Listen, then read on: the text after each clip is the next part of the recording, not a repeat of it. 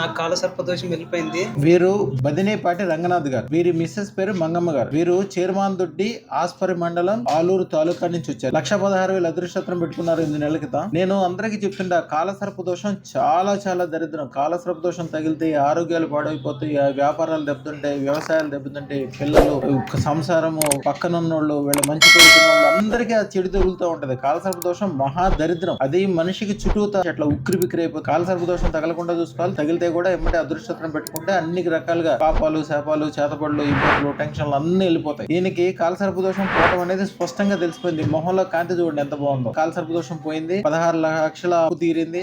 భార్య గారు పెద్ద బట్టల షాప్ పెడుతున్నారు. బాగా ఉండాలని చెప్పి వారికి కూడా ఇప్పుడు అదృష్టం తీసుకెళ్ళడానికి వచ్చారు. ఇప్పుడు అన్ని పనులు చేయగలుగుతున్నారు. ముఖ్యంగా శత్రువులు, కాల సర్పదోషం ఉన్నప్పుడు ప్రతిదీ తప్పు అవుతుంది. మీరు ఎంత పని చేసినా కూడా శత్రువు భావంతో వెళ్ళి మంచి వాళ్ళు కూడా శత్రువులుగా మారుతారు. ఇప్పుడు శత్రువులు పూర్తిగా కనుమరుగైపోయారు.